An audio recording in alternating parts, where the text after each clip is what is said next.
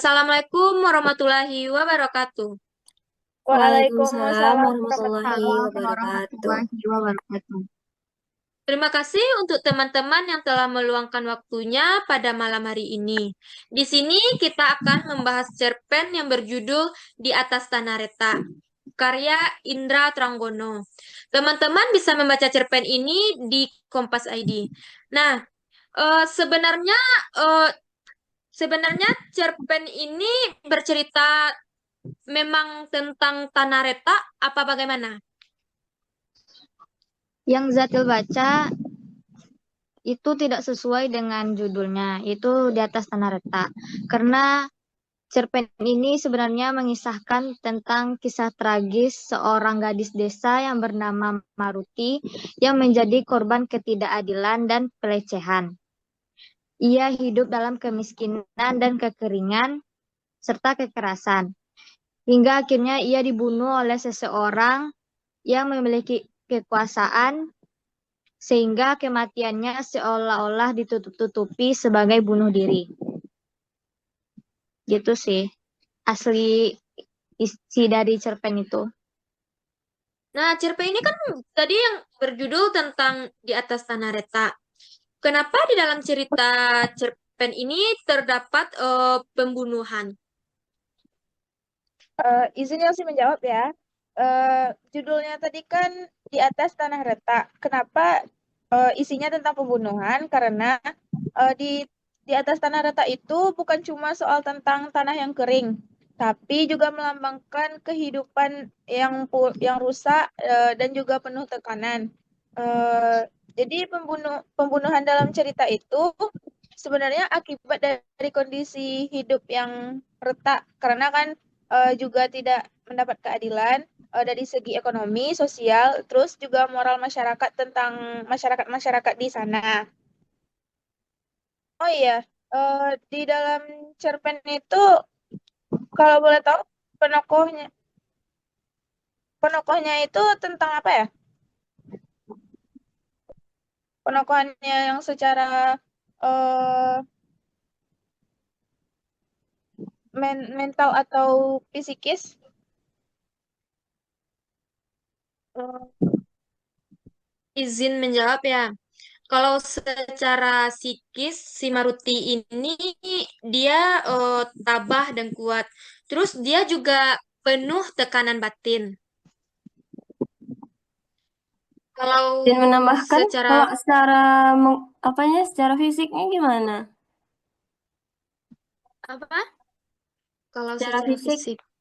Kalau secara fisik, Maruti itu cantik, tinggi, kulitnya tidak terlalu gelap.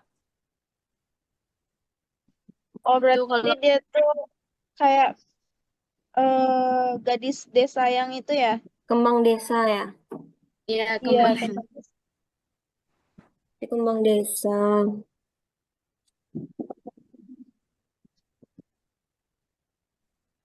Eh, kalau sudut pandang yang bisa dilihat dari cerpen ini, sudut pandang orang keberapa ya? Orang ketiga, Iya bener sih, ya. menurut aku juga orang ketiga. Karena itu kan kayak banyak menggunakan kata ganti iya, atau membahasakan kata maruti, Mm-mm. orang-orang begitu kan. Berarti artinya tuh kayak memakai sudut pandang orang ketiga, dia gitu.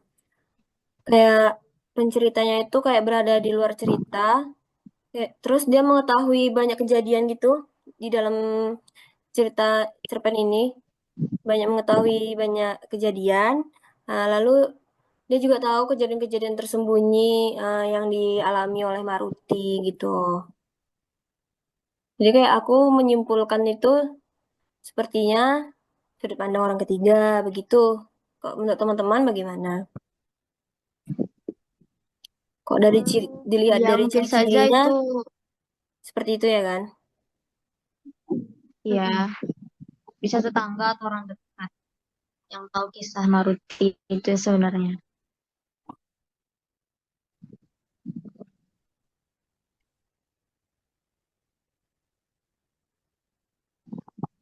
Menurut Terus kalian kayak bahasa mana? Baca, coba diulang, Ca. Putus-putus. Menurut kalian gaya bahasa cerpen ini gimana? Gaya bahasa. Hmm.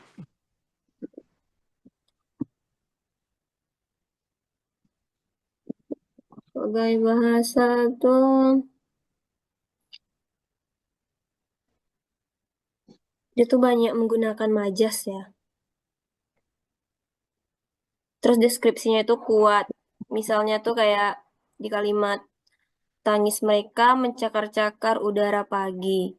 Itu kan contoh dari majas personifikasi ya. Lalu ada kata-kata apa? Tanah retak. Itu kan menyimbolkan kayak kekeringan sekaligus penderitaan hidup. Jadi hubungannya seperti itu. Jadi apa maksudnya? Hubungannya dari judul gitu. Jadi itu Terus ada emang juga bahasa gaya bahasa yang campuran. diambil itu seperti itu. Bukan dari bahasa Indonesia aja nggak sih? Iya, banyak ada juga Campur bahasa-bahasa dengan Jawa yang bahasa Jawa masuk. juga. Jadi kayak Hmm. apa memperkuat suasana lokal dan budaya di dalam cerpen ini.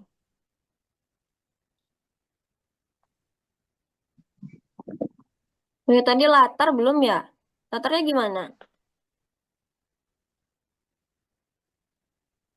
Kalau latarnya tuh dari yang Elsi baca itu ada di desa. Desanya itu bernama Selacengkar atau Desa Kering Tanah Retak, dan desanya itu sulit dengan air. Airnya itu mungkin emang ya sulit, mungkin namanya aja juga desa kan. Jadi airnya itu nggak mungkin air PDAM. Iya, ini menggambarkan kejadian zaman dahulu barangkali. Iya, desa-desa terpencil. Ibaratnya kan kayak Yang masih lagian juga dalam cerita ini mereka tuh masih mempercayai hal-hal mistis begitu kan. ya seperti Iya. mitos-mitos. Nah, Kalau di dalam cerita itu hal mistisnya gimana tuh? Kayak apa Adanya gitu? tentang kepercayaan yang itu ya cahaya yang cahaya merah yang lewat di atas gitu. Dan itu dianggap sebagai kepercayaan tanda orang akan bunuh diri. jika Menurut kepercayaan jika orang sana cahaya gitu. cahaya itu tuh menghampiri rumah salah satu warga gitu kayak menandakan orang itu akan bunuh diri seperti itu ya. Iya. Hmm. Nah, tadi kan teman-teman bilang kalau si Murti ini bukan dia yang bunuh diri, tapi dibunuh. Siapa pembunuh Murti ini? Sudah jelas itu Dargo. Ya, karena Dargo yang kayak terobsesi melihat si Murti itu menari dari awal dia menari kan. Oh, dia udah suka begitu ya. Hmm. Sudah suka. Sampai-sampai diajak juga makan di dalam ruangan bersama para kades di sana bertiga. Oh, dispesialkan si Murti ini begitu. Hmm. Soalnya si Dargo Dari ini kan sana juga sudah tokoh jelas. tokoh yang tidak biasa ya. Ibaratnya di Iya, situ dia juga tokoh masyarakat Ustadz. yang sangat ditakuti begitu, disegani begitu. Ya, Berarti yang 4 orang tengah malam yang ngendap-ngendap masuk ke kamar Murti ini berarti bisa dibilang dengan orang suruhan si Dargo ini ya? bisa aja sih. Kan Dargo orang kaya. Bisa aja Iya, sih Iya, orang dia, nuduh dia orang juga orang yang yang dibayar. berkuasa begitu. Punya kekuasaan yang tinggi. Jadi orang kalau disuruh dibayar pakai duit mau gitu. Apalagi kalau desa itu kan desa yang kayak nggak desa yang berkecukupan maksudnya tuh kayak desa yang kekurangan gitulah. Jadi kalau ada yang kayak gitu ya udah mau dia gitu. Tapi kalau dilihat dari ceritanya itu ya, di sana nggak ada dijelasin kalau Dargo yang membunuhnya. Kalau Dargo yang itu Mem- yang melecehkan si Maruti. Itu kan di dalam ceritanya kan kayak di apa? Deskripsikan itu sebagai apa tadi raksasa ya? Iya. Iya.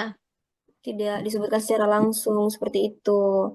Tapi lebih jelas kenapa kita menangkapnya itu si Dargo yang melakukannya, karena dari awal kan sudah dijelaskan bahwa Dargo ini juga suka terobsesi dengan si Berobsesi. Maruti begitu. Nah, di Ya. akhir cerita juga dia apa Maruti ini kan tidak suka lah ya terhadap si apa kelakuan si Dargo ini. Juga ada di situ kata-katanya yang meludahi Dargo gitu. Mungkin dari situ juga si Dargo ini kesal terhadap Terus Marty. Kenapa begitu?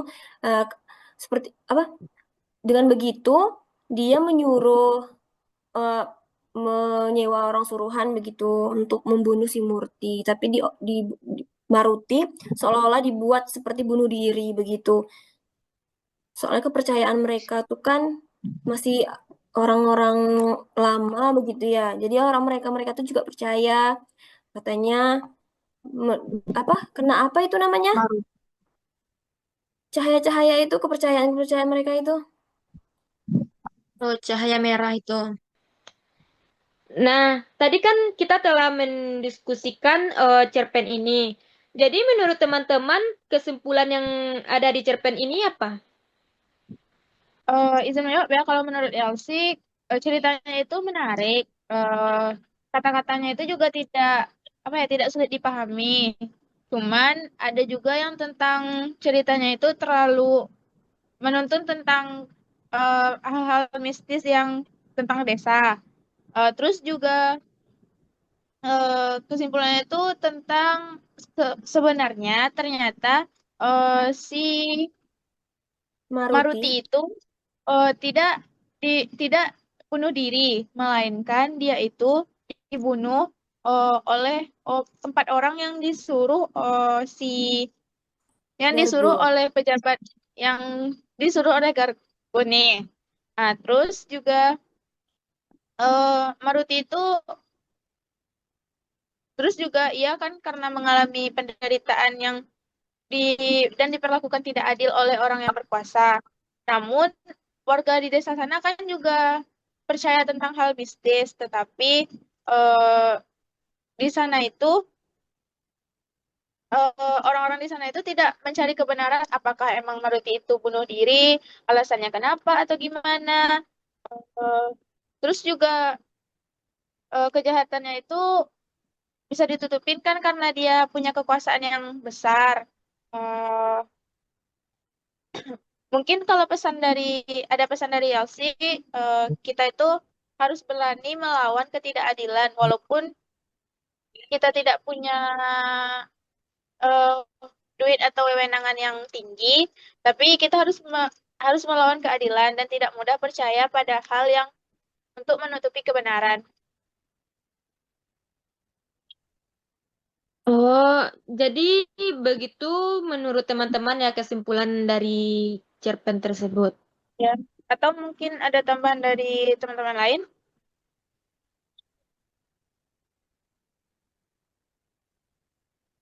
Tidak ada Pas, ya? pas. Eh, Terima kasih kepada Yelsi, Yesi, Zatil, dan Willia. Telah meluangkan waktunya untuk diskusi kelompok kita. Sekian terima kasih dari saya, Zakia. Assalamualaikum warahmatullahi wabarakatuh. Waalaikumsalam warahmatullahi Waalaikumsalam wabarakatuh. warahmatullahi wabarakatuh. Bye-bye Bye. guys. Thank you. Bye-bye. Thank you. Thank you. Ya.